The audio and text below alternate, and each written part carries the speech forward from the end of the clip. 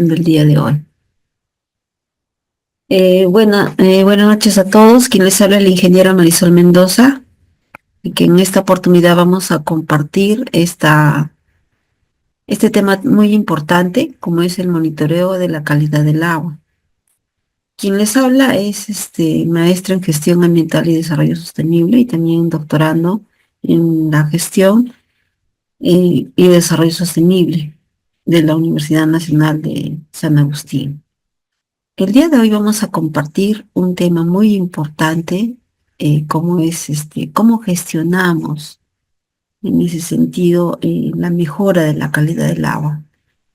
Y para ello siempre vamos a aplicar diferentes instrumentos de gestión, porque lo que buscamos es preservar este recurso, cómo lo vamos a poder, en este caso, cuidar o proteger el recurso en relación a los diferentes impactos, ¿no?, que podría generar la actividad antrópica, o como también ante la ocurrencia de un fenómeno natural, ¿no? Entonces van a estar expuestos a diferentes fuentes de contaminación, ¿no?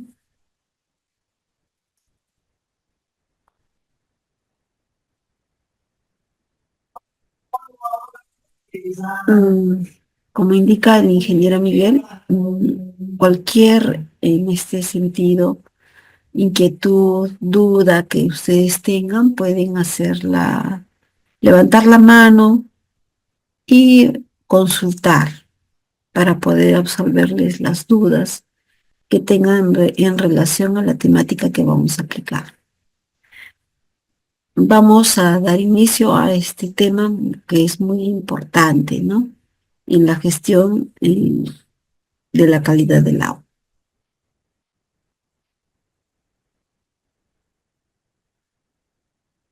Para ello, antes de poder hablar del tema de la calidad del agua, es muy importante en ese sentido poder definir o tal vez poder comprender, ¿no?, cuál es la interrelación que tenemos en el medio ambiente al momento que hablamos del componente agua.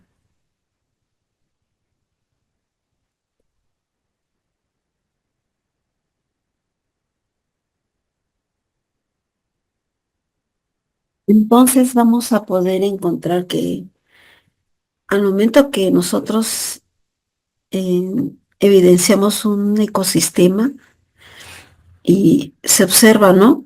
Si ustedes observan en las imágenes, tenemos básicamente un ecosistema natural en las cuales que para que tengamos ese soporte de vida, eh, se va a tener en ese sentido el recurso agua.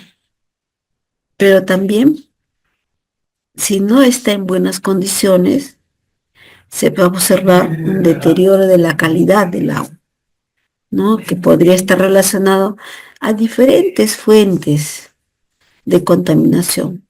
Puede ser una contaminación antrópica o una contaminación natural. En las imágenes nosotros estamos observando que está relacionado tal vez a un inadecuado manejo de residuos sólidos.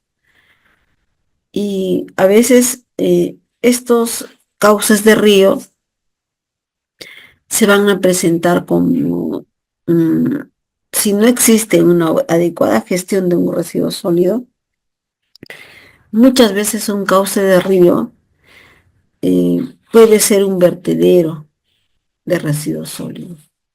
Y al ser un vertedero de residuos sólidos, va a estar relacionado a un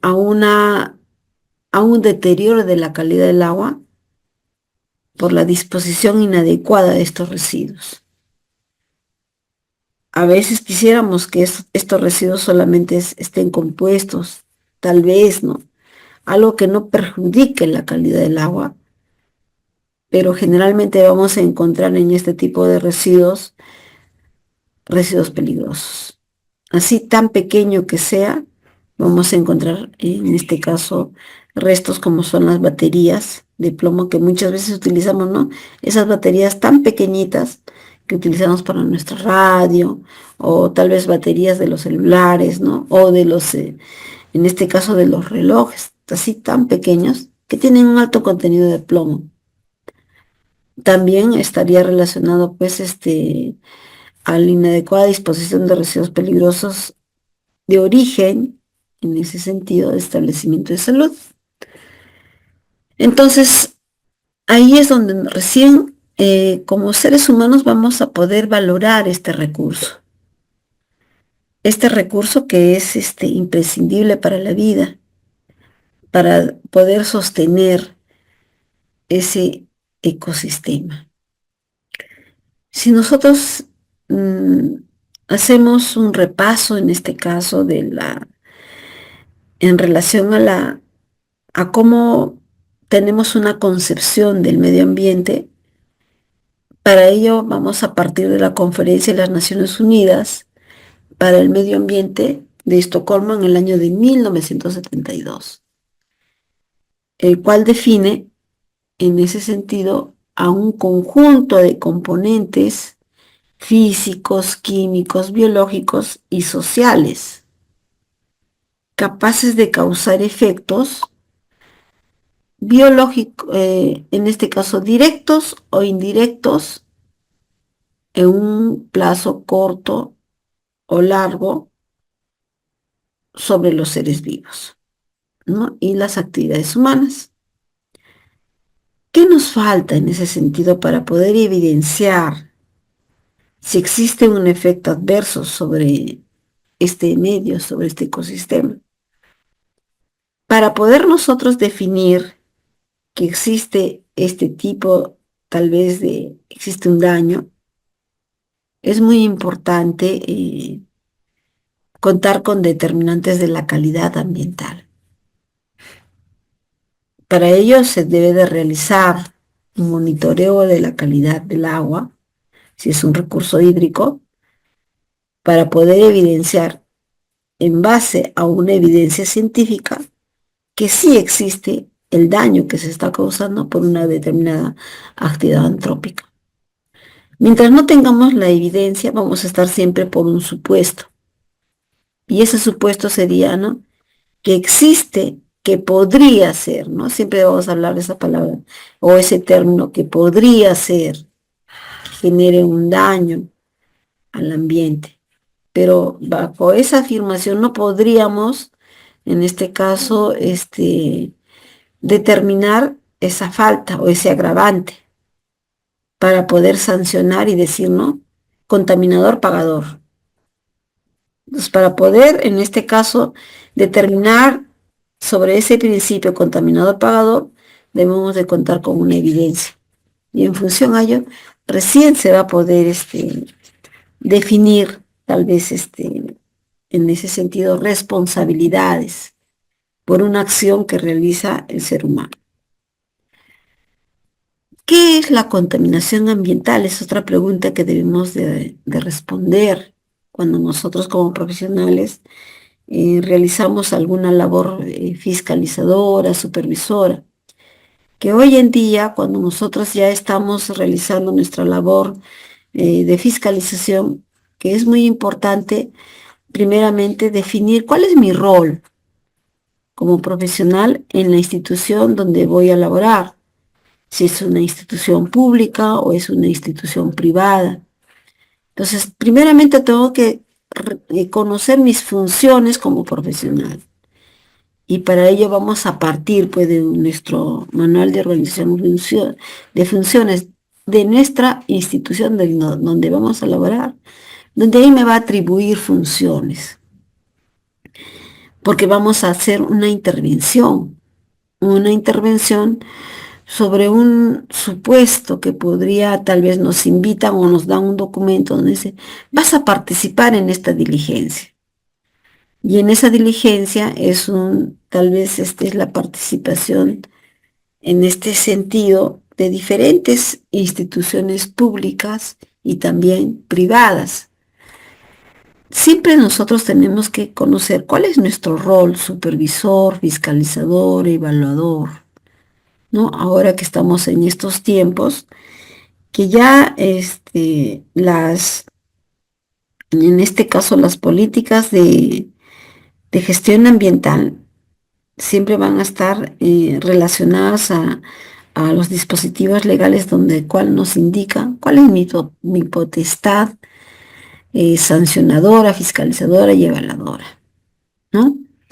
Entonces, bajo esos alcances, si definimos la contaminación ambiental, es cualquier agente físico, químico, biológico. Me dice el agente físico, químico o biológico. ¿Cómo nosotros determinamos la presencia de esos agentes? Tenemos que tener una evidencia. Si no hay la evidencia, no podríamos determinar que la presencia de esos agentes van a poder deteriorar la calidad ambiental y en función a esa concentración pueda ser perjudicial a la salud humana o al medio ambiente. Entonces es básico que para que pueda yo participar en esa diligencia, entonces lo primero que tengo que hacer en mi requerimiento es decir, necesito realizar las mediciones correspondientes para poder determinar la concentración de esos contaminantes. Mientras tanto, no voy a poder afirmar si ese agente físico, químico, biológico no cumple con esas determinantes de la calidad ambiental. Y cuando hablamos de esos determinantes de la calidad ambiental, estamos hablando cuáles de un estándar de calidad ambiental, un límite máximo permisible, que va a estar relacionado pues en función a cómo yo realizo esa evaluación de la calidad del agua o ese monitoreo de la calidad del agua. Si nosotros observamos la imagen, en esa imagen estamos observando un inadecuado manejo de residuos sólidos. Prácticamente vendría a ser un vertedero de residuos sólidos, donde no existe un control adecuado, un adecuado manejo de residuos sólidos, y la responsabilidad de quién vendría a ser del gobierno local, ¿no? El gobierno local es quien tiene que gestionar ese adecuado manejo de residuos sólidos, identificar esos puntos de contaminación o esos puntos, en este caso donde exista un vertedero informal de una disposición inadecuada de residuos sólidos. ¿Por qué? Porque este problema que nosotros observamos en la imagen, ¿qué problemas me va a generar? Me va a generar primeramente un problema por vectores. Y cuando hablamos de vectores estamos hablando de roedores. También estamos hablando de la presencia tal vez ya de insectos. En ese sentido, vamos a ver, por ejemplo, una proliferación de tal vez que va a generar de moscas, ¿no? Entonces vamos a encontrar diferentes componentes. Luego vamos a observar una degradación de la materia orgánica. Y esa degradación de la materia orgánica va a generar, en este caso, malos olores por la misma descomposición de esos residuos sólidos orgánicos. Entonces ya estamos hablando de la calidad del aire. Y luego también observamos, si ustedes observan en la parte lateral inferior, cómo va a discurrir residuos líquidos. Esos residuos líquidos se van a convertir como un lixiviado, ¿no? Y estos prácticamente van a tener un alto contenido de contaminantes. Pero para ello nos estamos basando tal vez en ese sentido en función a la teoría, ¿no? Nos indica, ¿no? Que en la degradación se genera tal cantidad de compuestos orgánicos, inorgánicos, de esos residuos. Pero para nosotros, para poder afirmar que necesitamos una evidencia.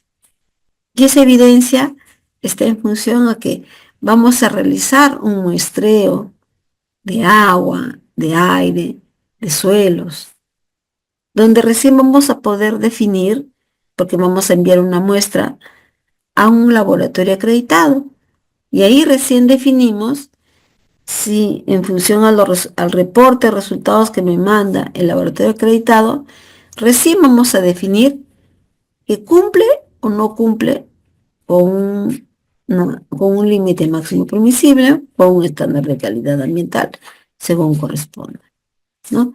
Entonces, ese es muy importante que ustedes deben de conocer, ¿no? ¿Cuál es el rol que ustedes tienen como profesionales al momento de una intervención, ¿no? Entonces, ¿cómo vamos a evaluar la calidad del agua?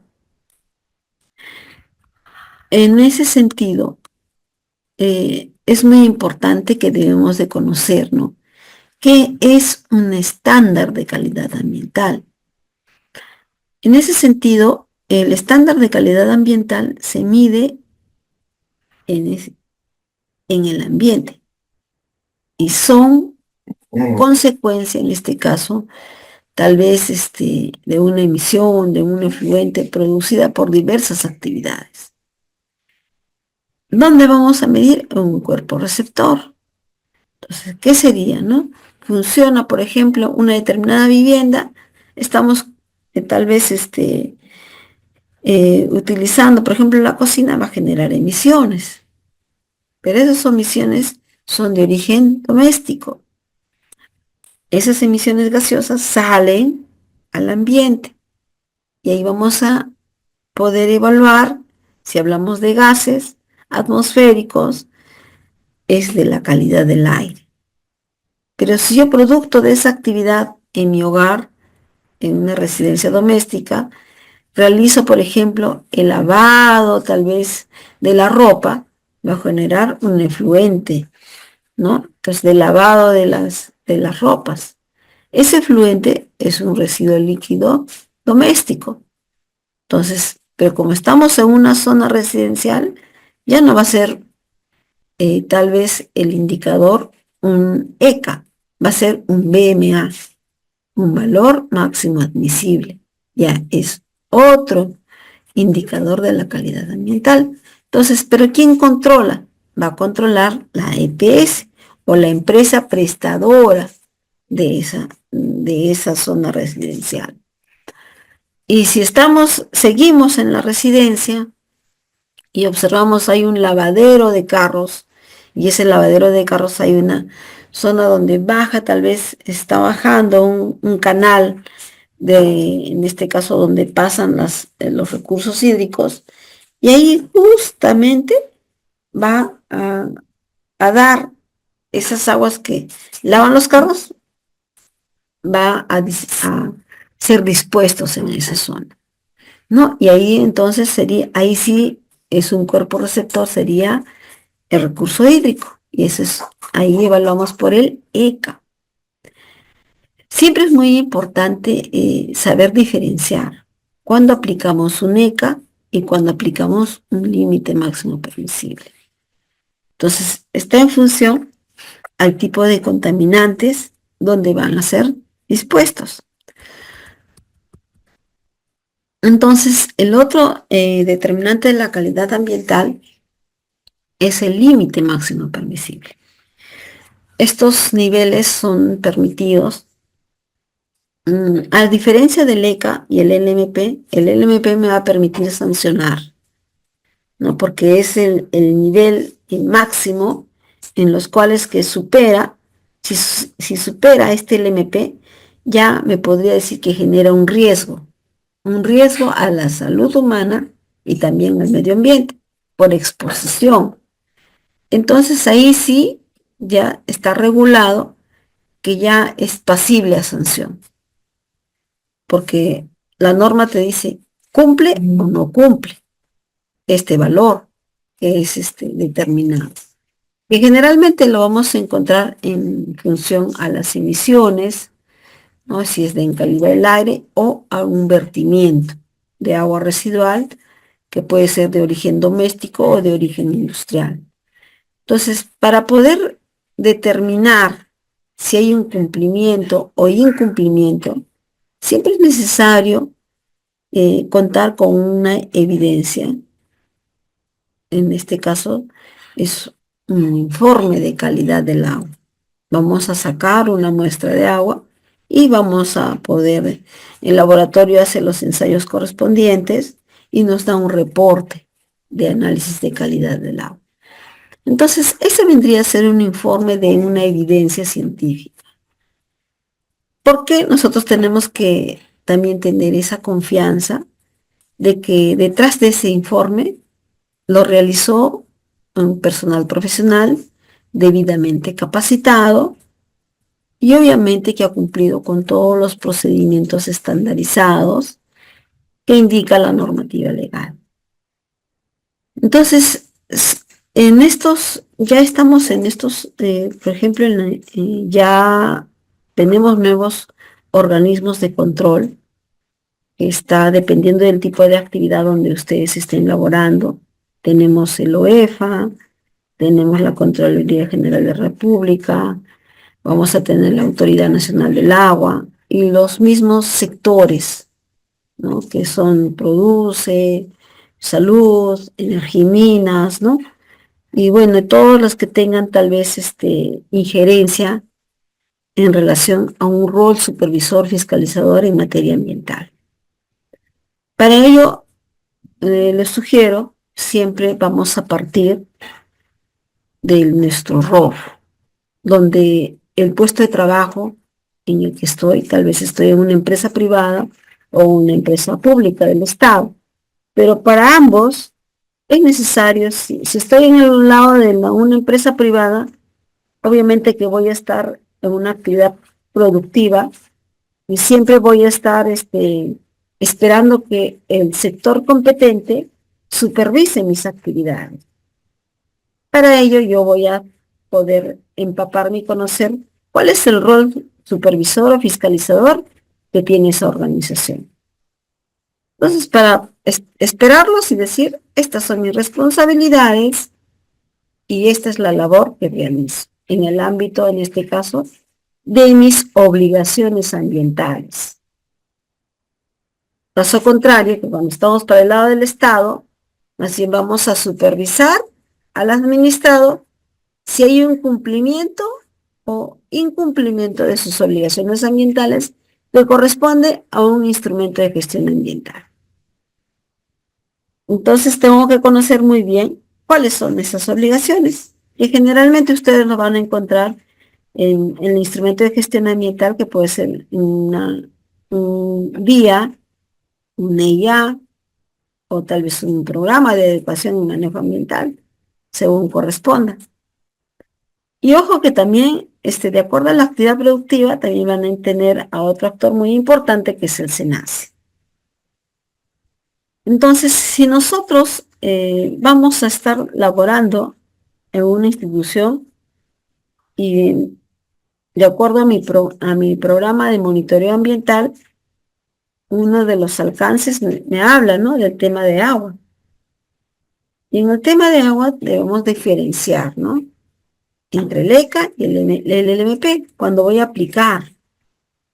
Entonces, como les mencionaba, ¿no?, el estándar de calidad ambiental del agua está en ese sentido relacionado a cuerpo, en este caso, cuerpos naturales. Y el ECA establece el nivel de concentración o grado de elementos, sustancias o parámetros físicos, químicos y biológicos. Entonces, ambos definen como el límite máximo permisible, pero la diferencia de estos es que en el ECA se encuentran presentes en el aire, agua y suelo, pero de manera natural, ¿no? Entonces, en calidad de cuerpo receptor.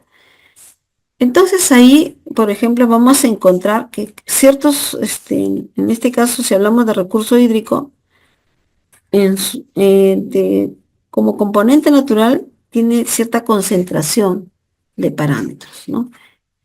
Por ejemplo, una particularidad de los recursos hídricos es que ya se evidencia la presencia de metales pesados, pues como es el arsénico, ¿no?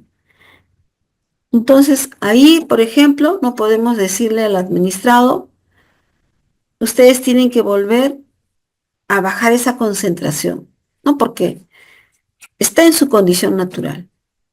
Por, por donde discurre esa fuente de agua, va a ir adoptando, eh, po- va a absorber la concentración de esos metales. Obviamente que para poder afirmar tengo que tener pues una data histórica de 5 años, 10 años, ¿no? Que generalmente ustedes lo pueden solicitar, por ejemplo, no sé si en la ciudad donde ustedes estén o en la región cuenten con un proyecto especial. TAN es un operador hidráulico mayor, que puede ser en este caso el proyecto especial o la institución que maneje los recursos hídricos. Ese es uno, y lo otro vendría a ser la Autoridad Nacional del Agua, ¿no? Que en las regiones lo vamos a tener, ya eso es por cuencas hidrográficas, que son las ALAS, Administración Local del Agua. De ahí podemos obtener información. Y tenemos el observatorio del ALA, ahí vamos a poder obtener información relacionada. Entonces, si encontramos la presencia de estos contaminantes, podría generar o causar un daño a la salud y el ambiente. Pero para poder nosotros evidenciar la presencia de estos contaminantes, es muy importante que debemos de contar con una información, un reporte de calidad del agua, que generalmente extraemos una muestra de agua y lo enviamos a un laboratorio acreditado. Dentro de 15 días llega el reporte y ya nos va a poder determinar la concentración de estos parámetros, ¿no? De metales pesados en función al estudio que estamos realizando.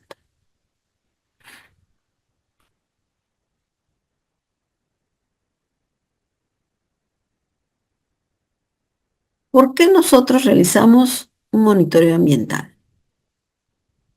Este monitoreo ambiental define tal vez cómo vamos a poder determinar la presencia de factores que de cierta forma van a deteriorar la calidad de un cuerpo receptor en un determinado momento. Siempre tenemos que afirmar que cuando hacemos un monitoreo es para para un determinado momento, para un determinado periodo y para ese, en este caso, fecha y hora que ustedes realizan. Para ese momento es que ustedes están realizando la determinación de la calidad del agua, ¿no? Entonces, es muy variable a lo que pase el día, por ejemplo, 9 o a lo que pasó el día 8, 7 de marzo. Entonces, son muy diferentes. Entonces, es como dice ahí en la lámina, ¿no? Para un momento en un lugar específico. La frecuencia del monitoreo ambiental va a estar relacionado en función a su plan de manejo ambiental. ¿Qué nos indica el plan de manejo ambiental? Que va a corresponder a ese instrumento de gestión ambiental. Ya ha sido aprobado por el sector competente. En algunas empresas, el monitoreo ambiental está relacionado a desarrollarlo de manera trimestral, semestral, una vez al año, ¿no? O 2 veces al año. Esa es la frecuencia de monitoreo. Entonces va a corresponder siempre a ese instrumento de gestión ambiental. Lo primero que ustedes tienen que hacer cuando llegan a una determinada empresa o a una institución y que realizan un monitoreo ambiental, tenemos que pedirle en ese sentido a la empresa, ¿no? Si cuenta con su instrumento de gestión ambiental aprobado. Si nos dice que sí, entonces nos puede proporcionar ese documento para poder revisar, ¿no? O tal vez revisar la información y poder evidenciar en su plan de manejo ambiental que ya fue aprobado, cuál es la frecuencia de ese monitoreo ambiental, qué indicadores voy a evaluar, ¿no? Entonces, en función a eso, recién yo voy a ir a poder decir, este es el requerimiento que voy a realizar.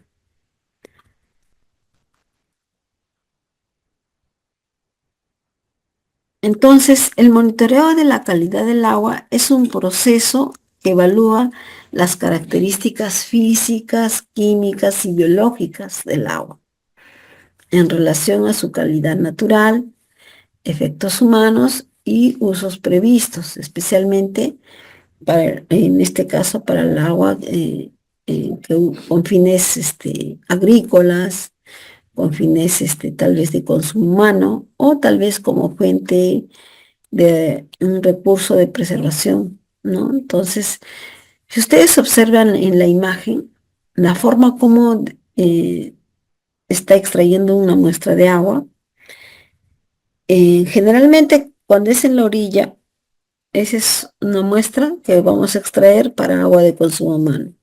¿Por qué? Porque cuando son comunidades que no cuentan con su sistema de abastecimiento de agua, sacamos agua para nuestro consumo por donde en un canal está cercano a la orilla del río. Porque para la Autoridad Nacional del Agua, de acuerdo al protocolo, nos indica que tiene que ser a qué distancia y a una profundidad de 30 centímetros sobre la superficie del agua. Entonces, no va a ser el adecuado. Aparte, también tenemos que hacer el aforo. Y para poder aforar el agua, tenemos que utilizar un correntómetro, ¿no? Entonces, siempre vamos a poder, en ese sentido, utilizar estos procedimientos estandarizados. Cuando hablamos de calidad del agua de recursos hídricos, el protocolo que voy a utilizar es el protocolo de la ANA. Para realizar estas actividades y no nos indican que estamos cometiendo tal vez una usurpación de funciones, un abuso de autoridad, tal vez, ¿por qué realizo? ¿Cómo lo hago? ¿Para qué lo hago? ¿Y por qué lo hago? Esas son las preguntas que siempre debemos realizarnos al momento que desarrollo esta actividad y va a estar relacionada pues a un marco normativo. Y en ese marco normativo me da las atribuciones a poder realizar estas actividades. Si no hubiera este marco normativo, entonces obviamente estaríamos cometiendo pues un abuso de autoridad. O tal vez la autoridad que me realiza la supervisión me está sorprendiendo, ¿no? Y tenemos pues derecho a la defensa. Para ello, si ustedes están para el lado de la empresa privada, tenemos que conocer claramente qué dicen los dispositivos legales porque vamos a defender a la empresa privada, ¿no? Entonces tenemos que defender y decir, ¿no? ¿Por qué ustedes me realizan esa labor supervisora, fiscalizadora, si no es en este caso, su rol? El que me debe de supervisar es la institución A, la institución B. Entonces debemos de conocer los dispositivos legales, ¿no? Ahí, por ejemplo, en esta imagen les presento los diferentes dispositivos legales en los cuales indican, ¿no? Cuáles son esos alcances sobre un límite máximo permisible relacionadas a las actividades de industria, en este caso de efluentes de líquidos para subsector hidrocarburos, aguas residuales de origen doméstico municipal o actividades minerometalúrgicas. Y eso está en relación a los LMPs. Y también tenemos el estándar de calidad ambiental para el agua. Y sobre todo tenemos que conocer muy bien el Protocolo Nacional para Monitoreo de la Calidad de los Recursos Hídricos, ¿no? De aguas superficiales. Tenemos que definir un plan de monitoreo de calidad del agua. Para ello, como les decía inicialmente, si estamos tal vez eh, realizando esta actividad en función al instrumento de gestión ambiental, en ese instrumento de gestión ambiental ya está calendarizado este plan de monitoreo de la calidad del agua. Como está calendarizado, me va a indicar cuál es el periodo en los que voy a poder realizar mis monitoreos. Una frecuencia trimestral, o 2 veces al año, o una vez al año. Entonces, ¿cuál es tu obligación como en ese sentido, como unidad fiscal? En este caso vas a ser un administrado, ¿no? ¿Cuál es mi obligación como administrado de presentar mis informes de monitoreo ambiental? Si yo reviso mi instrumento de gestión ambiental, me indica, ¿no?, que debo de presentar mi reporte de calidad del agua cada 3 meses. Entonces tenemos que programarnos. Si es cada 3 meses, quiere decir una frecuencia 4 veces al año. Al cuarto mes ya debo de haber presentado mi informe de calidad del agua a la autoridad competente. Entonces solamente me dan un mes para poder presentar. ¿Qué dice? No, en el mes 3 ya debo de haber realizado mi monitoreo de la calidad del agua.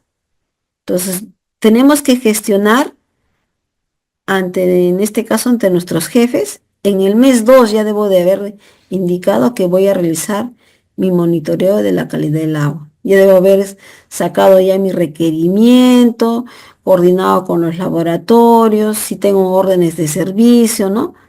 Cosa que en el mes 3 hago el monitoreo y generalmente demora en llegar los reportes 15 días, el reporte de la calidad del agua. Entonces luego tengo que hacer la interpretación. ¿Cuánto tiempo me voy a demorar en hacer la interpretación de los resultados?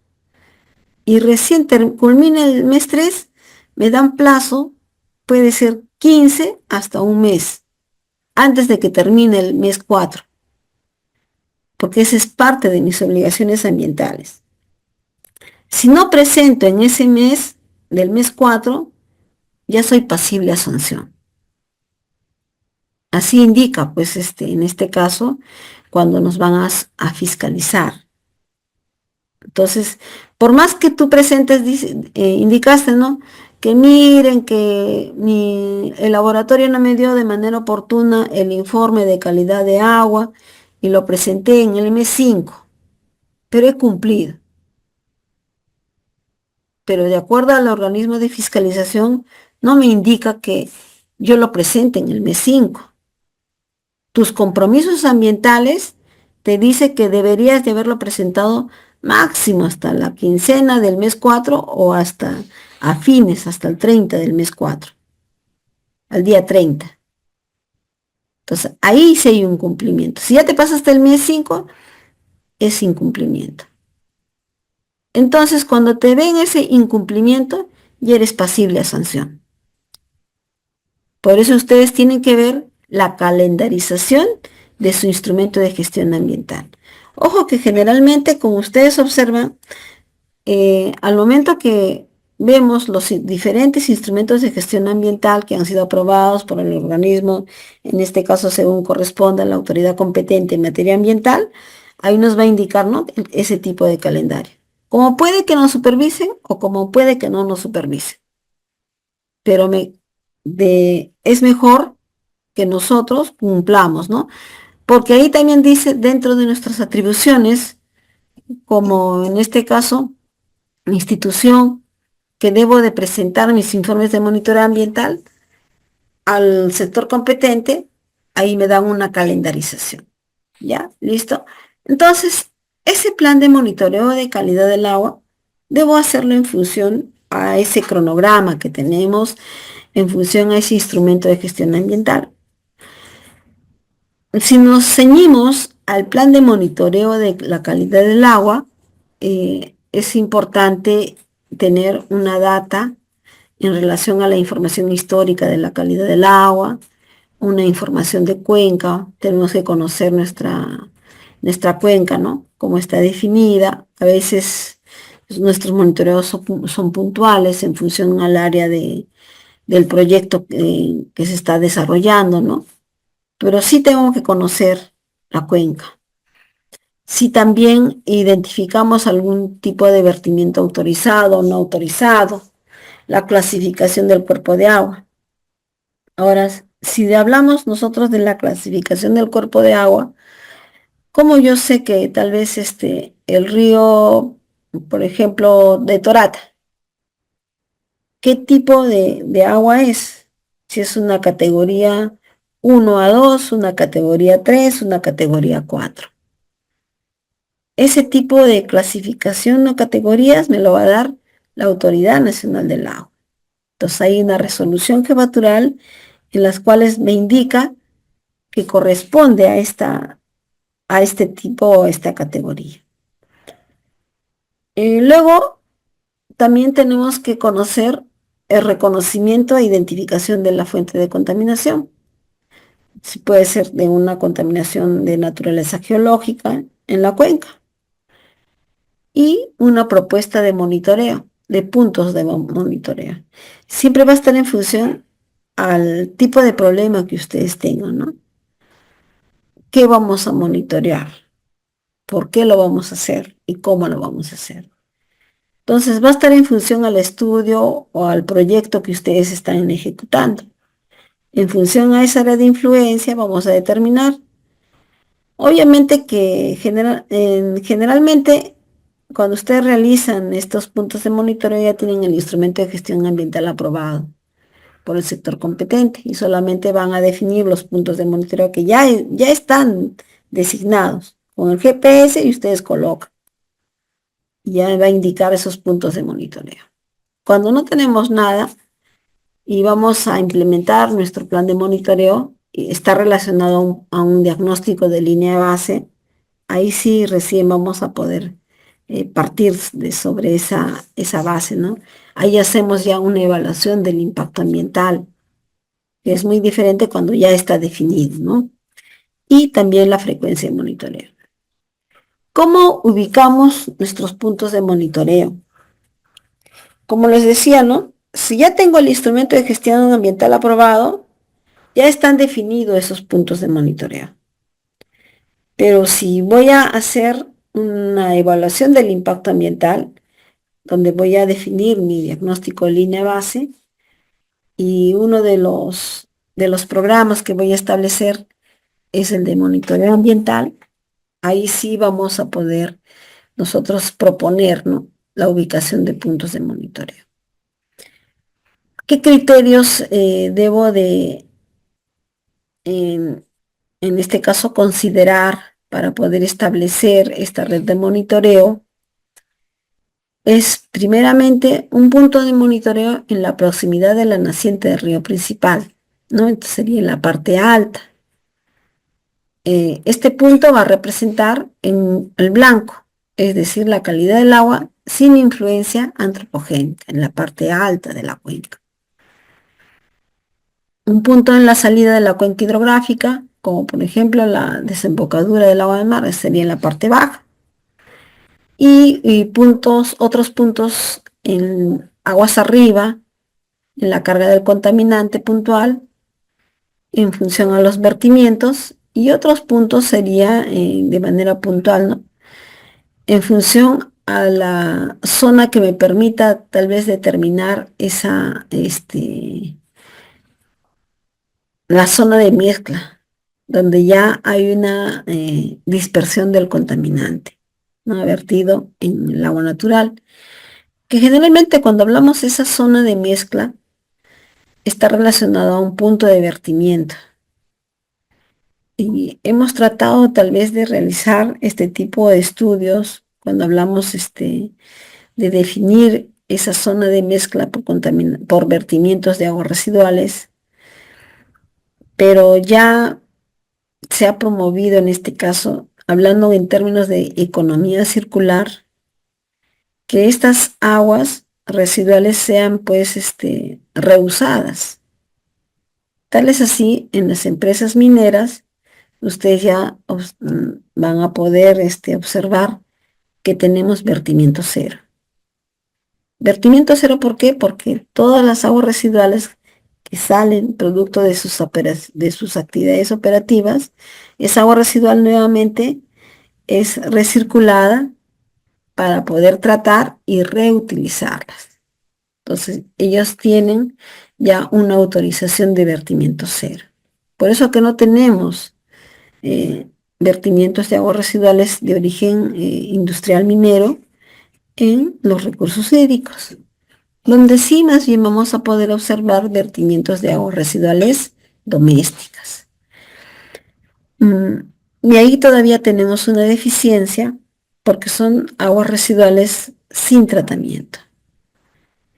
Entonces, para poder definir esta zona de mezcla, según lo que indica el Protocolo Nacional de Recursos Hídricos, nos habla de un vertimiento de agua residual tratado, ¿no? Entonces tenemos que tener el vertimiento. Supuestamente esa agua residual se dispone un cuerpo natural y tenemos que evaluar la dispersión de este contaminante, tenemos que ver la pluma del contaminante.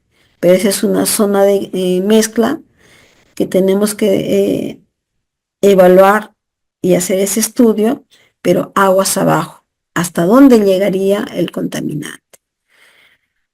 Todavía ese tipo de estudios no se ha realizado, tampoco lo realiza la Autoridad Nacional del Agua, ¿no?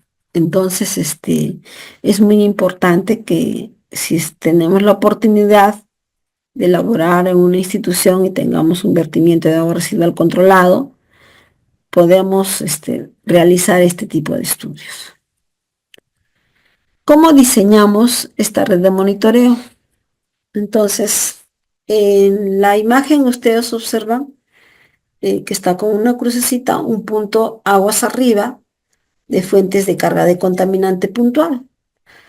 Entonces, siempre va a depender del tipo de actividades. Tal vez un agua, en este caso, vertimiento de agua residual doméstico. Tal vez un cauce de río es un botadero de residuos sólidos, ¿no? Entonces, tenemos que identificar las fuentes de contaminación para poder recién evaluar la carga del contaminante y priorizar o definir nuestros puntos de monitoreo. El diseño de esta red de monitoreo, siempre vamos a poder considerar un punto de muestreo en la entrada, por ejemplo, a lagos o embalses. Otro punto en la salida de los lagos o embalses. Aguas arriba de la confluencia del río principal, aguas arriba de confluencias en el afluente, ¿no? Que vendría a ser los vertimientos, en canales, en ríos, ¿no? Dependiendo del uso de ese recurso hídrico. Luego tenemos, por ejemplo, aquí se está adaptando la ubicación de los puntos de monitoreo. Entonces, ahí podemos observar en función en la parte superior a un vertimiento, ¿no? De aguas. Tenemos las líneas que cursan el agua, están con celeste, ese vendría a ser el recurso hídrico. En la parte superior vamos a poder observar tal vez un vertimiento de aguas residuales domésticas. Entonces tengo que hacer aguas arriba y aguas abajo. Luego tenemos en la parte inferior media una industria. Entonces en esa industria también tengo que evaluar aguas arriba y aguas abajo y en el punto de vertimiento. 3 muestras. Después nos indica, ahí vamos a observar tal vez un lago, a la entrada del lago y a la salida. Pero siempre tenemos que definir en función a cómo ingresa el agua y cómo sale, y cuáles son las fuentes de contaminación. Siempre hacemos una evaluación aguas arriba y aguas abajo y en el punto de vertimiento, si es que lo hubiera. ¿Qué parámetros de calidad del agua nosotros vamos a poder evaluar? Entonces, va a estar siempre en función a la actividad que se realiza en la cuenca. Entonces, es muy importante determinar esos parámetros de la calidad ambiental, que nos indica, por ejemplo, si hablamos como cuerpo natural, me va a dar los primeros alcances, me lo da el estándar de calidad ambiental. Y ahí me indica, de acuerdo a la clasificación del recurso hídrico, si es categoría 1, categoría 2 o categoría 3, categoría 4, me indica, ¿no?, la concentración que debe tener estos parámetros físicos, químicos, biológicos. Ahí me da la concentración de estos parámetros. Para ello siempre vamos a poder evaluar esas determinantes de la calidad ambiental en función siempre a tener una data, tal vez un análisis de la información sobre la población y la proyección de la expansión urbana, identificación de las fuentes de contaminación, el Registro Nacional de Vertimientos de Aguas Residuales y los derechos de uso de aguas otorgadas y en proceso, ¿no?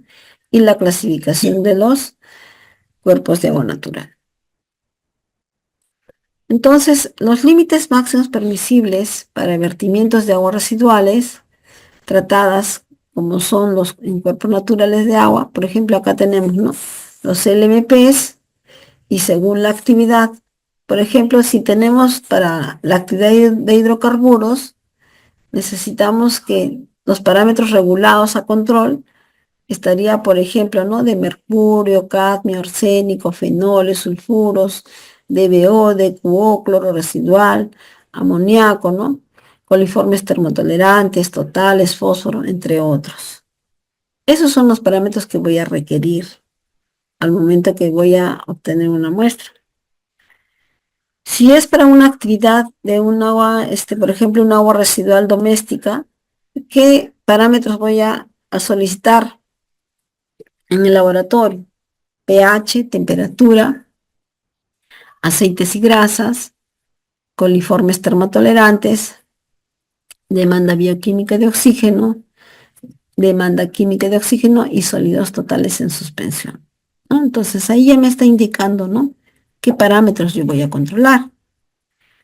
Y ese es, en función a este requerimiento, voy a hacer, en este caso, mi solicitud de pedido al laboratorio acreditado. Entonces ya tengo determinado qué parámetros me van a controlar, porque esto corresponde también al instrumento de gestión ambiental, porque el organismo regulador que me va a supervisar o fiscalizar me va a cuestionar sobre esos parámetros evaluados. Aquí tenemos los parámetros que se evalúan para cuerpos naturales. Entonces, la categoría 1, que es para una actividad generada doméstica y municipal, para categoría 2, 3 y 4, ¿no? Entonces, ¿qué parámetros vamos a evaluar? Estos son los parámetros para actividades, en este caso, generadoras, por ejemplo, ¿no?, en minería, metalurgia. Para categoría 1, me pide pH, aceites y grasas, cianuro, arsénico, cadmio, cobre, plomo, mercurio y zinc. Esos parámetros. Bueno. Pero ustedes dirán, ¿dónde dice categoría 1? ¿Dónde dice categoría 2? Les voy a mostrar. A ver, un momento, por favor.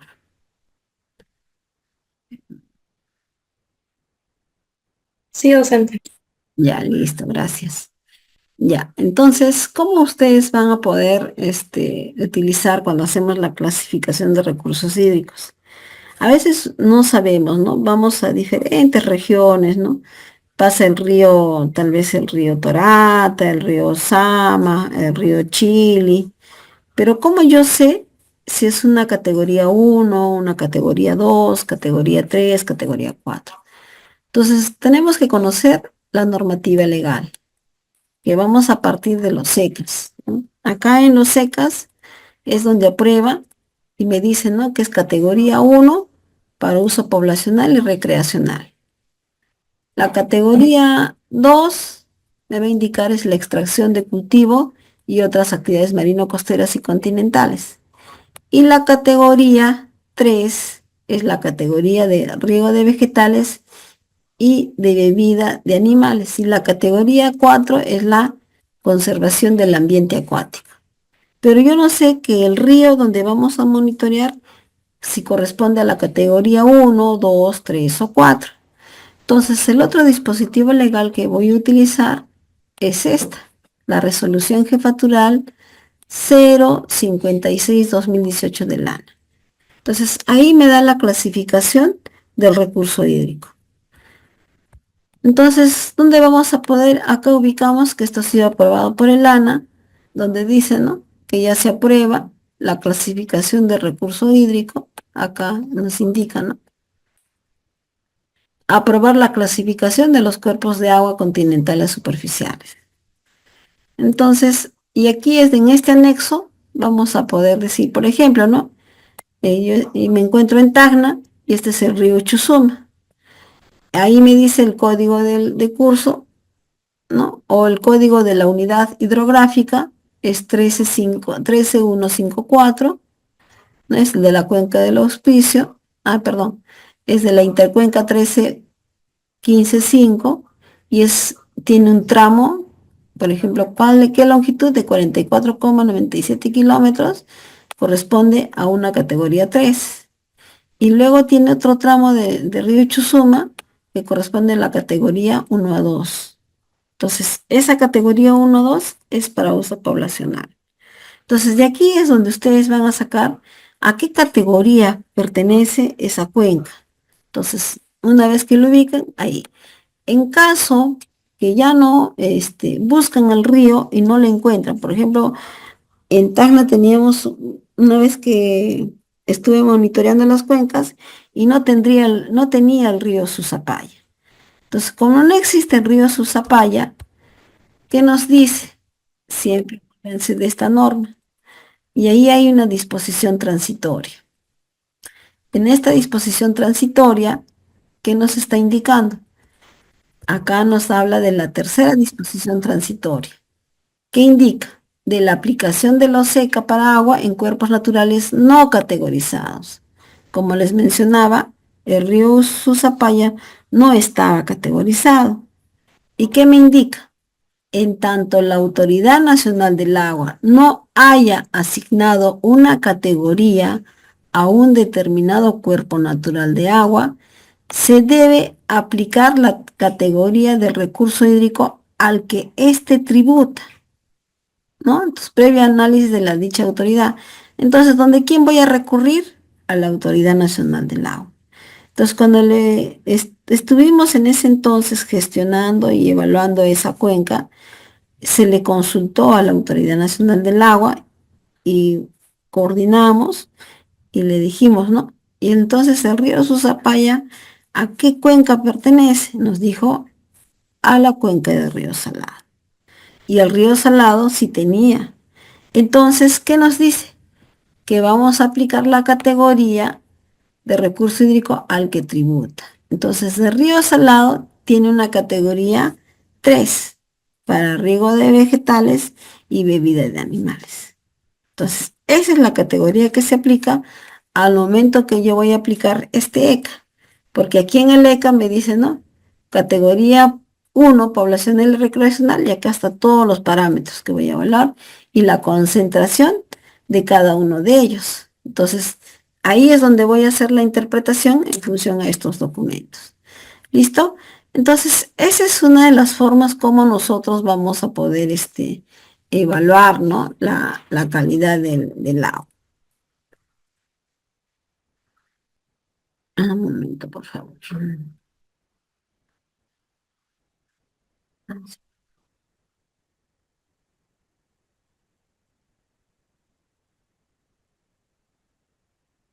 Listo. Entonces, esa es una forma como ustedes van a poder evaluar. Ahora, ¿cuál es la frecuencia del monitoreo? La frecuencia del monitoreo se establece para hacer pues ese seguimiento periódico respecto a las variaciones de los parámetros evaluados, ¿no? Como les mencionaba, si tenemos una obra, en ese instrumento de gestión ambiental ya me indica la frecuencia de monitoreo. Si vamos a trabajar en una institución pública, también tenemos ya establecidos nuestros programas de monitoreo ambiental y la frecuencia. Puede ser 4 veces al año, 2 veces al año, dependiendo del tipo de estudio que estemos realizando. Mm, Cuando nosotros proponemos generalmente nuestro protocolo de recursos hídricos nos indica que es muy importante evaluar la estacionalidad. Pero si la obra que ustedes van a ejecutar es solamente 6 meses, entonces va a estar en función a esa temporalidad. A veces, si es 6 meses, una sola vez realizo el monitoreo, pero y determinando en qué estación estamos realizando el monitoreo, ¿no? El uso principal del recurso hídrico, la ocurrencia de eventos extraordinarios o tal vez ante la ocurrencia de un accidente o incidente, ¿no? Y vamos a poder evaluar la calidad del agua y estar atentos cuando nos realicen actividades de fiscalización o de supervisión del sector competente.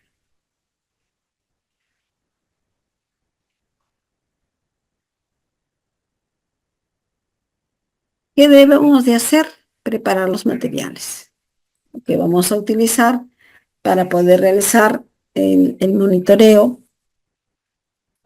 Ahí, por ejemplo, tenemos que tener el material cartográfico. Bueno, ahora ya ustedes, en estos tiempos ya tenemos, utilizando las páginas, en este caso de Internet. Uno de ellos es el Google Earth, ¿no? Ahí ya puedo tener un acercamiento sobre la disposición de mi cuenca, ¿no? Y van a utilizar pues diferentes softwares, ¿no? Ahora ya utilizamos el ArcGIS y ahí defino ya mis puntos de monitoreo. Luego tenemos de tener un tablero para poder colocar nuestras fichas de registro de campo. El protocolo de recursos hídricos nos da una ficha de campo. Son procedimientos estandarizados en los cuales vamos a poder desarrollar. Siempre es muy importante definir los procedimientos al momento que realicemos una labor supervisora o fiscalizadora. Las etiquetas, en este caso de identificación de los frascos, que ya nos entrega prácticamente el laboratorio acreditado. Las cadenas de custodia. Generalmente, por ejemplo, estamos observando un brazo muestreador, ¿no? Es con un brazo extensor para frascos. Entonces, cuando tenemos épocas de avenida, a veces ya no va a ser posible ingresar, ¿no?, al río, y con la ayuda de los frascos, con esos brazos extensores podemos sacar una muestra de agua, o de caso contrario, también con la ayuda de un balde, pero cuando vamos a ingresar al río debemos de utilizar pues los CPPs adecuados y también con nuestra línea de vida. Siempre es muy importante. Esta actividad no lo hacemos solos, por lo menos tenemos que tener un asistente que nos apoye para poder realizar nuestra labor.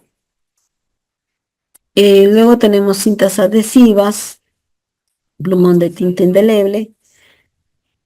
Nuestros equipos de monitoreo de campo deben estar debidamente calibrados y van a tener, por ejemplo, ¿no?, para la sonda del pH, los buffers de calibración y bolsas Ziploc para guardar envases de los preservantes. Verificamos los equipos antes de iniciar el monitoreo de la calidad del agua, que estén calibrados, ¿no? Y también vamos a verificar el ajuste del pH, ¿no? La verificación del funcionamiento, y vamos a también verificar que el GPS que vamos a utilizar cuenten con sus baterías correspondientes. Para ello siempre es muy importante que tengan en consideración que utilicemos unas baterías de largo alcance. No vayan a utilizar esas baterías, por ejemplo, las Toshiba. Esas baterías que cuestan un sol, nos va a durar solamente un tiempo de duración máxima, como vamos a la zona rural, 1 hora será, porque lo que necesitamos es que le permita alcanzar los satélites, que son 5 satélites en el GPS. Va a estar prendido por tiempo prolongado. Entonces, como vamos a diferentes puntos de monitoreo, en 1 hora ya se nos acabó esa batería. Ya no vamos a poder tener el GPS operativo cuando vayamos a la parte baja. Entonces, es muy importante que ustedes deban de tener en cuenta en el uso de las baterías, ¿no? Entonces, no es que quisiéramos hacerle propaganda a las baterías a uno, pero son las que generalmente nos duran más tiempo, ¿ya? Verifiquemos eso y tampoco se confíen al momento que nosotros les hacemos un requerimiento de una cámara fotográfica. Y generalmente somos muy apasionados del celular y todo es pues vamos a utilizar un celular, ¿no? Entonces, pero ¿qué pasaría si nos ponemos en el escenario que está, ¿qué se llama? El celular se nos cae y perdimos prácticamente toda la información. Entonces no es confiable, ¿ya? Y aparte, en una supervisión que también nosotros hemos tenido, habían consignado unas vistas fotográficas utilizando el aplicativo el timestamp, ¿no? Entonces, cuando utilizamos el aplicativo, el timestamp, ahí nos da las coordenadas, la fecha, la hora. Pero dada la circunstancia de que no nos percatamos la fecha y la hora, que al momento que lo pegamos y presentamos el informe, no coincidía en las fechas. Entonces, ahí estamos observando que es muy importante por eso ver de contar con una cámara fotográfica, porque el TimeStime es un aplicativo que lo tenemos en el celular. Entonces no debemos de fiarnos de ello, ¿no? Entonces, para poder hacer esta actividad, también debemos tener, tener en cuenta de los EPPs que vamos a utilizar. Para ello son nuestros equipos de protección personal. Siempre no vayamos a ir con un buzo. Ha habido oportunidades en que van con un buzo. O como también utilizan pantalones frágiles, ¿no? Generalmente cuando vamos a zonas de altura, vamos a caminar por zonas agrestres y ahí nos podemos caer y se rasga pues el pantalón, ¿no? Es muy importante por ello utilizar una adecuada indumentaria de protección personal. Luego su casco, no se olviden utilizar el casco, sus lentes si es posible, los guantes siempre en todo el procedimiento tenemos que utilizar guantes desechables. Y sobre todo cuando ustedes van a pegar una vista fotográfica, no vayan a colocar, están sacando la muestra y se olvidan de ponerse el guante y ahí ponen, en este caso, con sus dedos, ¿no? Sin guantes y estamos poniendo la foto. Ese, por ejemplo, no es el procedimiento. Así ustedes lo observan simple y pequeña, pero ya tiene una observación. Porque el protocolo te dice que debes de utilizar el guante. ¿Dónde dice que no lo uses? Entonces ya tenemos una observación. Entonces siempre tratemos de cumplir lo que indica el protocolo de recursos hídricos. Luego viene la parte de ejecución del monitoreo. Entonces ahí es donde lo primero que vamos a hacer es vamos a ubicarnos en el punto de monitoreo que ya se ha planificado previamente y vamos a evaluar el entorno. Siempre observamos ese entorno por donde discurre el recurso hídrico y vamos a poder observar la naturaleza, el color del agua, el color de las paredes, tal vez por donde discurre el agua, ¿no? Entonces, eso ya tenemos unos pequeños indicadores, ¿no? Por ejemplo, hay ríos donde marca la coloración. Si ustedes observan por donde discurre este río, por los costados, se ve un color amarillo, negro, blanco, ¿no? Eso ya nos da la presencia de algunos contaminantes. Entonces, tenemos que tomar nuestras vistas fotográficas y para poder evaluar ese entorno. Siempre realizamos evaluaciones, en este caso, de los parámetros de control. En ese sentido, vamos a medir que el pH, temperatura, oxígeno disuelto, conductividad, sólidos totales disueltos, ¿no? Esos son parámetros que medimos in situ al momento de recoger nuestra muestra. Georreferenciamos y aplicamos nuestra ficha de campo. La parte de acondicionamiento está relacionada a cómo vamos a preparar nuestros frascos de muestreo antes de, pero esta fase lo realiza, nosotros solamente hacemos el requerimiento al laboratorio. Y el laboratorio ya nos manda todos los frascos en función a la capacidad, también algunos ya están rotulados y solamente nos indica si vamos a preservar o no vamos a preservar. Luego vamos a colectar la muestra en el lugar, en el punto de monitoreo y posterior a ello rotulamos e identificamos, ¿no?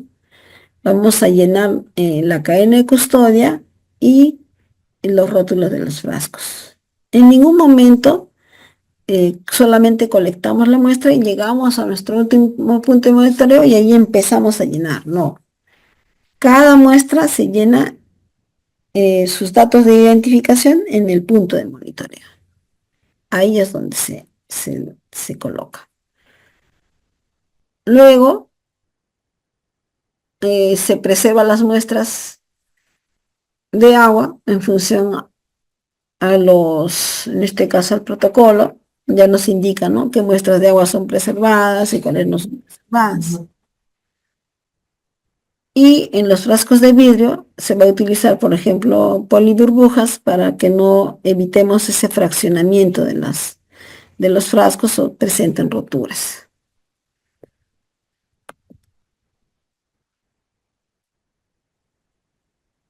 ¿Qué consideraciones debemos de tener en cuenta al momento de manipular estas muestras? Los frascos de muestreo deben estar limpios y secos. En ese sentido, estos recipientes, al estar en contacto con el agua, deben estar limpios. Y para muestras físico-químicas, o tal vez también para metales pesados, son enjuagados los frascos de plástico 2 o 3 veces con el agua que está siendo recolectada. La mayoría de botellas en muestras deben ser llenadas completamente, a menos que sea necesario un espacio de aire para permitir la expansión térmica durante el transporte. Y quiere decir que solamente la vamos a llenar hasta esta parte, hasta donde está termina el frasco, ¿no? Antes de que llegue a la boca del frasco. Los frascos para análisis microbiológico, esas botellas no se enjuagan, se saca de manera directa la muestra de agua. En este sentido, se sumerge los frascos a contracorriente a una profundidad de 15 a 30 centímetros de profundidad. A veces no tenemos, dependiendo del tipo del flujo del agua, si si es muy caudaloso, ¿no? Generalmente ya se saca con un balde, en un balde de primer uso, blanco. Se saca la muestra y nos llevamos un balde y ahí es donde vamos a sacar nuestras muestras y enjuagamos, ¿no? Siempre definiendo esos alcances. Luego de sacada la muestra, vamos a preservar esta muestra de agua y vamos a adicionar, según lo que corresponda, ácido nítrico. En ese sentido, para ácido nítrico es 20 gotas para 1 litro de agua o hasta 40 gotas, dependiendo qué nos indica en este caso la empresa, pero el máximo es hasta 40 gotitas. Preservada la muestra, se cierra herméticamente el frasco para mayor seguridad. Encintamos la tapa para evitar cualquier derrame de líquido y agitamos para uniformizar la muestra. Estas, por ejemplo, son los requisitos para la toma de muestras de agua. Por ejemplo, ¿no? Para lo que es la demanda bioquímica de oxígeno, puede ser un frasco de plástico o vidrio. Y el volumen requerido nos indica es hasta 1000 mililitros. Ese tipo de muestra va a ser para agua superficial y me indica que debe ser refrigerado. ¿Y cuánto tiempo va a demorar a llegar al laboratorio? 48 horas. Entonces, es muy importante que ustedes consideren el tiempo de llegada al laboratorio. Dentro de esa hora, pasa las 48 horas, la muestra va a ser rechazada. Entonces, ¿qué es lo que quiere decir? Que debo de viajar muy temprano para poder llegar dentro de ese horario, ¿ya? Si vamos a hacer una determinación, por ejemplo, de aceites y grasas, el frasco debe ser de vidrio y de color ámbar, de boca ancha. ¿Cuál es el volumen que requiere? De 1000 mililitros. El tipo de muestras en este caso es para aguas superficiales y aguas residuales. Y vamos a utilizar un preservante.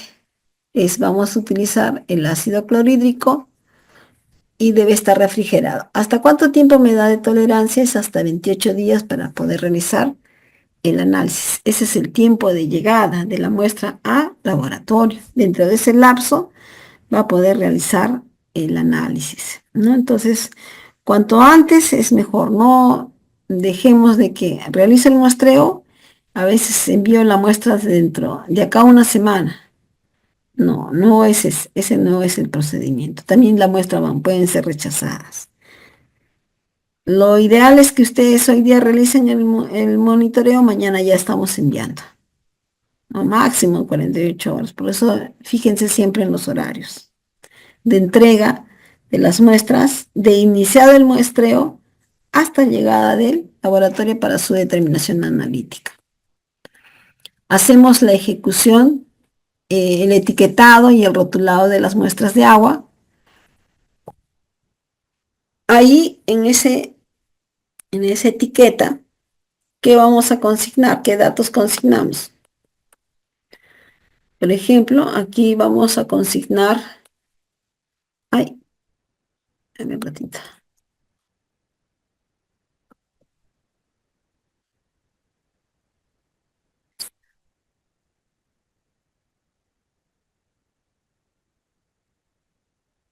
Ahí, por ejemplo, en los datos que consignen el rotulado es el solicitante o cliente, ¿no? Entonces va a ser quién solicita que se realice este análisis. Puede ser la empresa, persona natural o personería jurídica. El origen de la fuente, agua superficial o agua residual o subterránea, según corresponda. La descripción del punto de monitoreo. Vamos a describir ese punto de monitoreo. Por ejemplo, podríamos poner 500 metros aguas arriba del vertimiento de agua residual doméstica, ¿no? ¿A qué hora? Fue a las 8 de la noche. Generalmente hacemos durante el día, ¿no? Y empezamos a hacer el monitoreo a las 6 de la mañana, ya es día. Pero para ello, si es en la parte alta, yo salí de viaje a las 3 de la mañana, 2 de la mañana para iniciar mi primer punto de muestreo a las 6 de la mañana. O como también puede empezar a las 10 de la mañana, ¿no? Siempre analizando los tiempos de viaje y el tiempo que me va a demorar para realizar la actividad. El origen de la fuente puede ser agua superficial, Fecha de muestreo, ponemos la fecha, el parámetro requerido. ¿Qué parámetros vamos a requerir? Entonces, eso está en función a el tipo al estudio que vamos a realizar, ¿no? Si corresponde a aguas residuales o aguas superficiales, ¿no? ¿Qué tipo de estudio realizamos? El tipo de reactivo, en función a la determinación, pueden ser metales pesados, entonces voy a utilizar ácido nítrico. La cantidad de muestras sería 1000 mililitros. Y si está preservada o no, sí le vamos a colocar. Y muestreado por quién, ponemos el nombre de la persona que en este caso está realizando la labor, ¿no? Luego tenemos la cadena de custodia.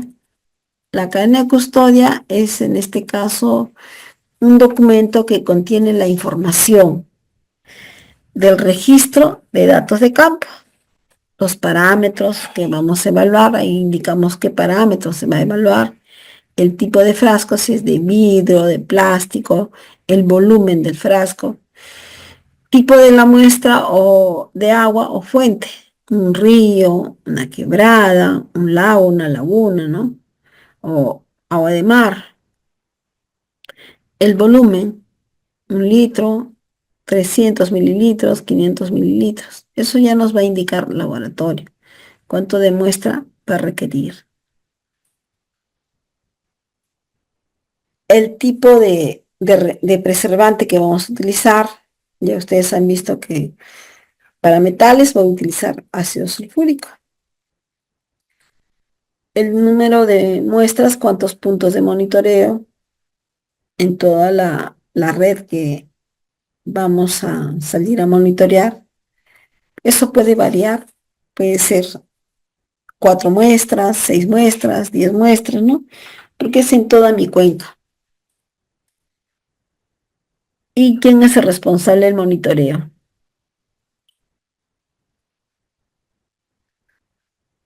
Esta es la cadena de custodia, ¿no? Entonces, por ejemplo, ¿no? Ahí nos indica quién es el solicitante para poder realizar este muestreo. También determina la captación del punto de muestreo, dónde estamos realizando el punto de muestreo. Luego tenemos el distrito donde realizamos el estudio y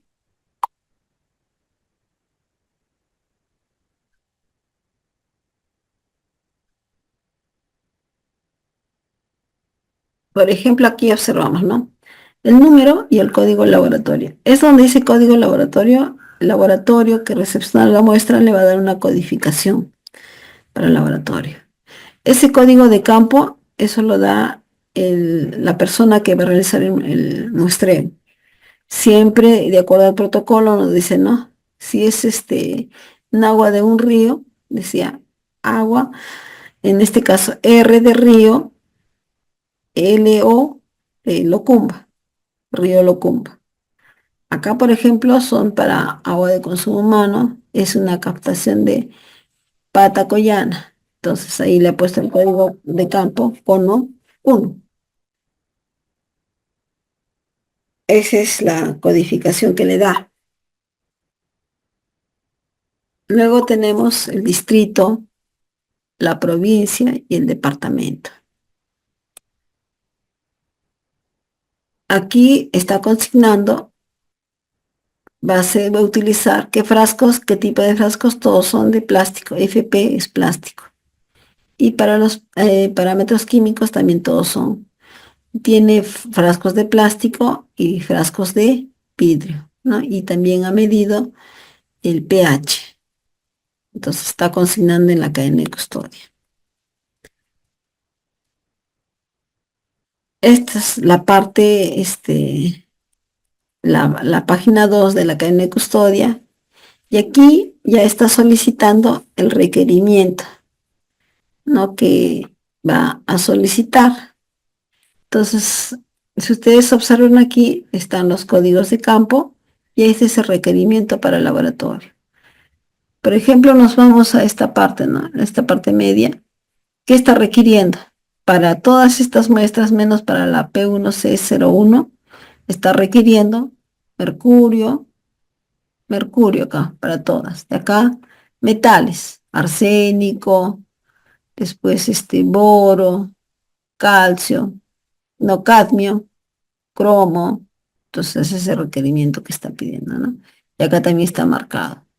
Entonces, vamos marcando con X los parámetros que va a analizar laboratorio. Luego de ello, debemos ver la conservación y transporte de las muestras, ¿no? Terminado de nuestra actividad de sacar las muestras, tenemos que conservar las muestras. ¿Cómo las vamos a enviar al laboratorio o durante el viaje de monitoreo? ¿Cómo preservamos nuestras muestras? Es muy importante que los recipientes de vidrio deben ser embalados con cuidado para evitar roturas, ¿no? Algún tipo de derrame. Las muestras recolectadas deben conservarse en cajas térmicas o coolers a una temperatura de 4 grados centígrados. Esa temperatura de 4 grados centígrados lo va a verificar el laboratorio. Entonces, que ingrese el cooler al laboratorio y le colocan una termocupla para medir la temperatura interna. Si no se determina 4 grados centígrados, la muestra va a ser rechazada. Entonces es muy importante siempre colocar la cadena de frío, los refrigerantes necesarios para poder conservar a esa temperatura. El envío de muestras, como el ejemplo de coliformes, DBO, deben de cumplir el tiempo establecido, que nos indicaba un tiempo establecido de 48 horas. Entonces, ese tiempo debe de cumplirse. El laboratorio es el responsable de los análisis. Ahí el que realiza el muestreo o el solicitante entrega las muestras al laboratorio. Y en laboratorio van a verificar la entrada de estas muestras con la cadena de custodia. Verifican el número de muestras, cuántas muestras está ingresando, los parámetros solicitados y la preservación de la muestra, la fecha de toma de muestra y la fecha de ingreso de la muestra de agua. El laboratorio debe estar acreditado, ahora ya es el INACAL, y debe utilizar métodos estándar de acuerdo a la legislación vigente.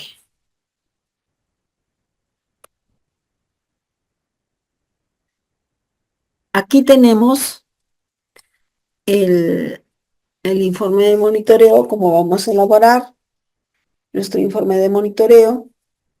Es el contenido mínimo que debe tener este informe de monitoreo de calidad del agua. Aspectos generales, ¿no? Como los objetivos, la legislación ambiental, la descripción de los contaminantes, el monitoreo, la ubicación de los puntos de monitoreo. ¿Cómo ustedes llegaron a esa descripción de los puntos de monitoreo, ¿no? Tenemos que definir. Generalmente, como les mencionaba, va a responder al instrumento de gestión ambiental. Los parámetros que estamos evaluando, la metodología empleada, los equipos que vamos a utilizar. Luego tenemos los resultados y posterior a ello,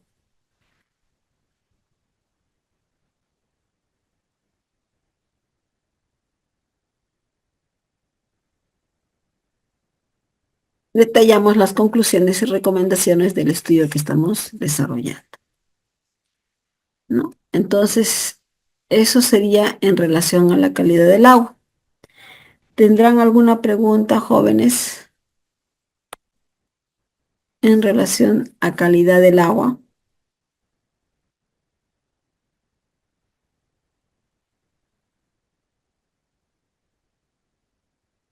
¿Preguntas? ¿O todo está claro?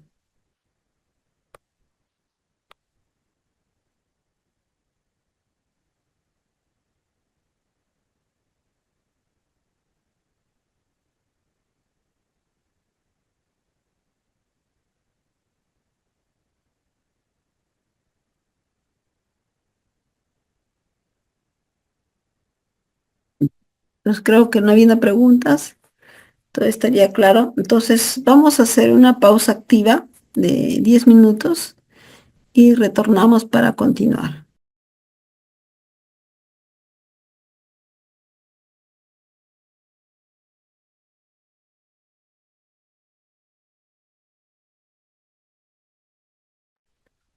A todo ello en ese sentido, ¿por qué nosotros evaluamos la calidad del agua? Es muy importante indicar que los estudios muestran que la mala calidad del agua y también una inadecuada gestión de este recurso nos puede conducir a un mayor consumo de agua. Tal vez ya viene el consumismo de agua embotellada y va a estar relacionado también a los factores socioeconómicos, ¿no?, que influyen en esta tendencia. Y ustedes van a poder observar las diferentes tipos de agua envasada, que está también en función al precio, ¿no?, que tiene esta, esta agua de bebida. Entonces, ¿cuáles son esos desafíos que tenemos en la gestión de la calidad del agua? Primeramente, se debe de garantizar la oferta del agua desde las cabeceras de cuenca, ¿no? Porque en función a ello se va a determinar la calidad del agua. Tenemos que preservar y proteger este recurso. Por ello que siempre hablamos de una gestión integrada de recursos hídricos. Optimizar y reducir las pérdidas de uso de agua, que va a estar relacionada desde nuestros hogares, ¿no? ¿Cuántas veces hemos observado en nuestro servicio higiénico ese goteo continuo y no realizamos un cambio de los caños de agua, ¿no?, para disminuir esa gotera? O tal vez en los campos de cultivo, que son riegos por inundación, cuando ya se debe promover el riego tecnificado. Entonces, ¿cómo nosotros preservamos el recurso? ¿Cómo optimizamos el uso adecuado de este recurso? Ordenar la ciudad y el saneamiento. ¿Por qué? Porque crece la población, pero crece de una manera desordenada. Entonces, sabemos que cada cambio de gobierno, lo primero que hacen los que postulan al gobierno, como medida política, indican: "No, vamos a dar mayor cantidad de agua", y no ven ese crecimiento poblacional, previendo que tengamos el uso de agua y saneamiento. Y también si existe la disponibilidad de pago por el agua tratada. Ese desorden me da, en este caso, a poder analizar cómo ordenamos la ciudad. Debemos de analizar la disponibilidad de agua, la administración de este recurso hídrico y qué tratamiento le vamos a dar, ¿no? Para ello, por eso hemos partido con ese estudio de evaluar la calidad del agua,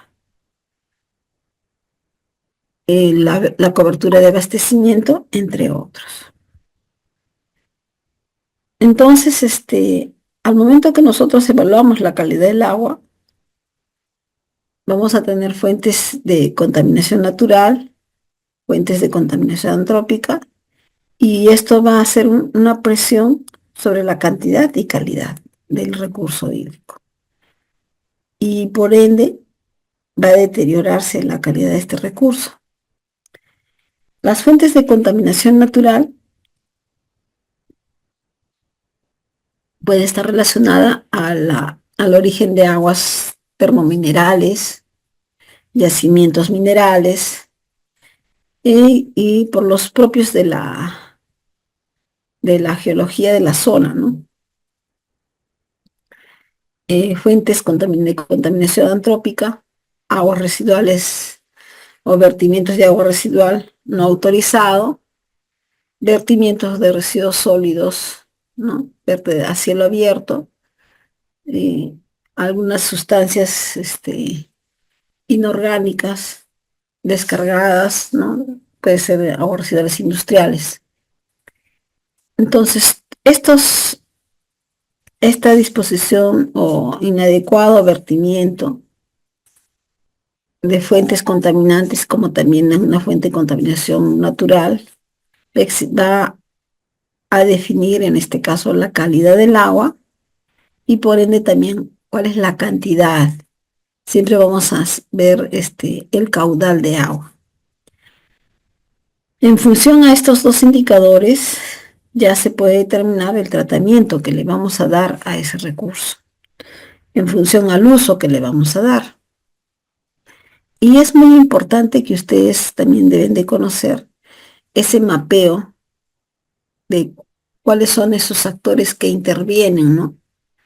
en la calidad del agua, cuando hablamos de la gestión de la calidad del agua. A nivel de gobierno nacional, van a estar gestiones, sectores relacionados a la gestión del agua, al sector salud, educación, el Ministerio del Ambiente, Economía y Turismo, Agricultura, Energía. Y también vamos a encontrar algunas instituciones donde se trabaja de una manera de coordinación intersectorial, de manera horizontal, que está el Ministerio de Vivienda, Construcción y Saneamiento, Viceministerio de Construcción y Saneamiento, Dirección General de Políticas y Regulación de Construcción y Saneamiento, y la SUNAS. A nivel regional vamos a encontrar el gobierno regional, las direcciones regionales de vivienda y construcción y saneamiento. Luego vamos a encontrar en este caso las competencias exclusivas que tenga en función al sector y las competencias a nivel territorial. Y ahí vamos a encontrar pues al desarrollo territorial, a salud, educación, ambiente, ¿no? En función al gobierno regional en que se encuentre. Y en gobiernos locales también tiene competencia exclusiva, de acuerdo al artículo 80, ¿no? Que indica.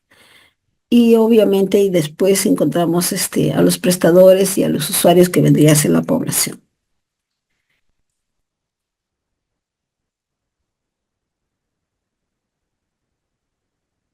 Entonces, ¿cuáles son esos conceptos claves que manejamos cuando evaluamos la calidad del agua?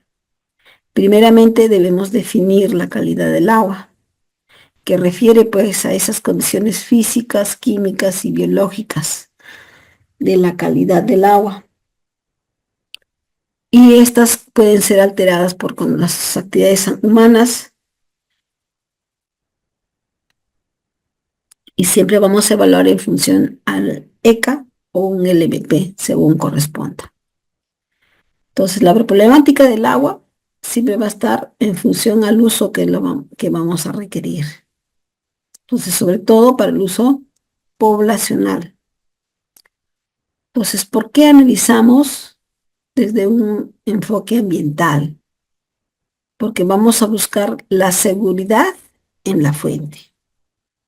Entonces, como estamos hablando de aguas superficiales, vamos a evaluar la cantidad del agua, porque en función a ello vamos a poder dar el uso que se le va a requerir. También evaluamos la calidad, donde evaluamos esos parámetros de calidad del agua, físico, químico y biológico. Y ahí nos da un indicador de contaminación o cumple con esas condiciones de calidad. Los cambios en el comportamiento de las fuentes, que eso sería en relación pues a la estacionalidad, ¿no? de la fuente de agua.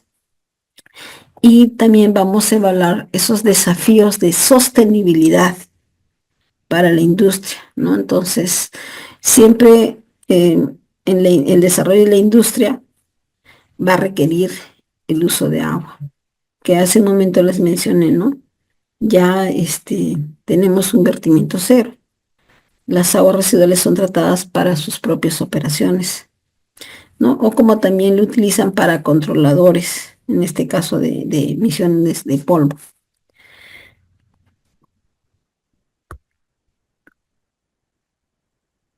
Entonces, estos actores de la gestión de la calidad del agua nos va a permitir determinar, ¿no?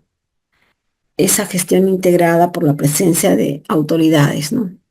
La Autoridad Nacional del Agua, el Ministerio del Ambiente, el Ministerio de Desarrollo Agrario y Riego, el Ministerio de Salud, Ministerio de Producción, la población y el sector privado. Entonces, la gestión integrada de los recursos hídricos tiene un principio, en la cual indica, ¿no?, que debe ser integrada por cuenca hidrográfica y participativa. Entonces, de acuerdo a la Ley de Recursos Hídricos, la 29338. Entonces, si damos una mirada cómo se gestiona la calidad del agua desde una perspectiva de la Autoridad Nacional del Agua, vamos a poder observar que se debe también de evaluar esas autorizaciones de vertimientos de aguas residuales. Entonces, el ANA da una autorización de vertimiento y de reuso. También realiza acciones de fiscalización de vertimiento. Y también hay un registro único para el proceso de adecuación progresiva, que eso lo da el Ministerio de Vivienda y Construcción, es el RUPAP, que hay un tiempo también, creo que vence ya este año. La vigilancia en la calidad de recursos hídricos es la identificación de las fuentes contaminantes, donde monitoreamos la calidad del agua en las cuencas, la clasificación de los cuerpos de agua continental y marino-costeras. El ANA también brinda una opinión vinculante en el marco del sistema de evaluación de impacto ambiental y da una opinión favorable vinculante de los estudios de impacto ambiental relacionada a la protección del recurso hídrico, balance hídrico, calidad y cantidad y oportunidad de este recurso. Obviamente que esto se trabaja con el SENACE,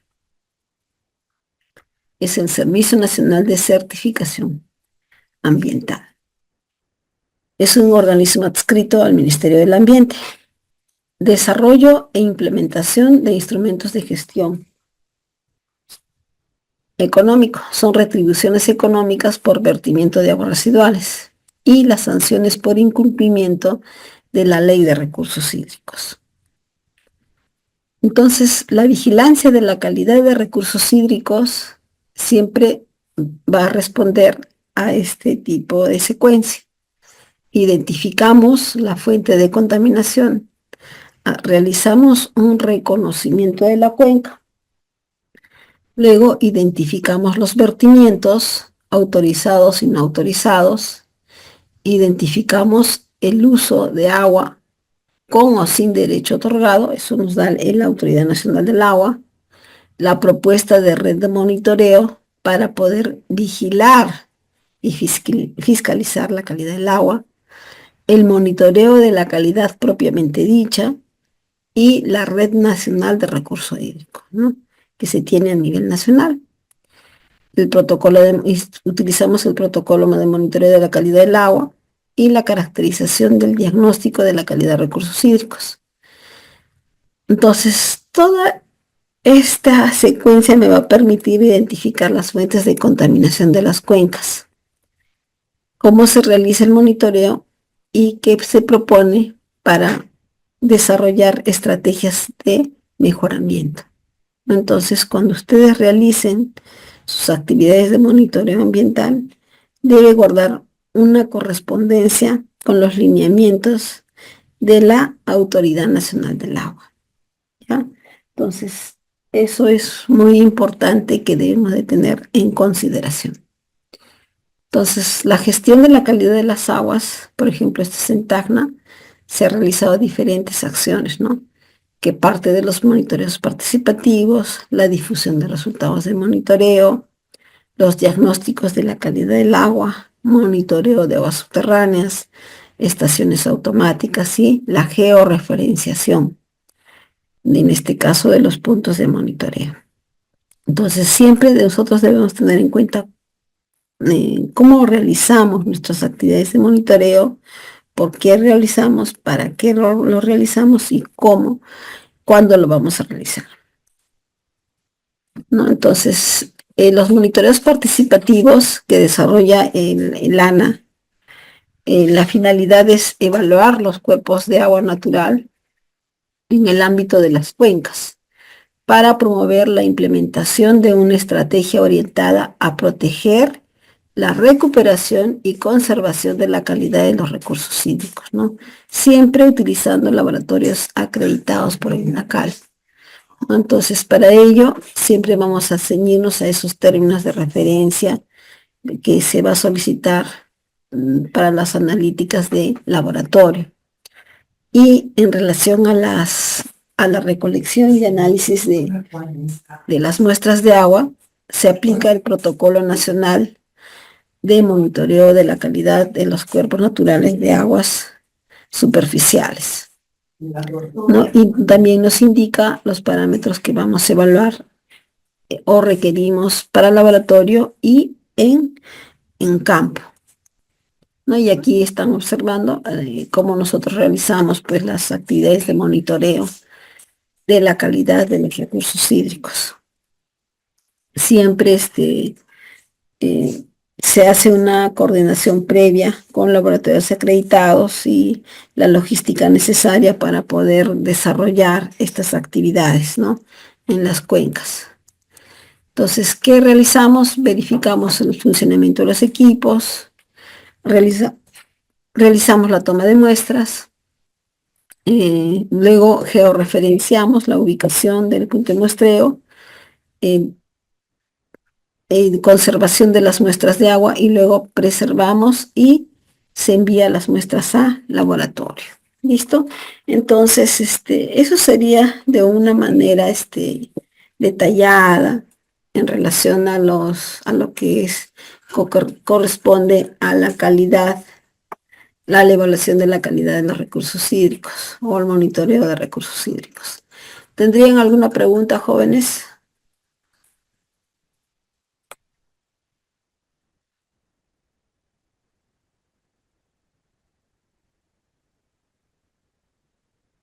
Listo. Entonces, no teniendo preguntas, nos quedaríamos aquí. Gracias por la atención y tengan todos muy buenas noches.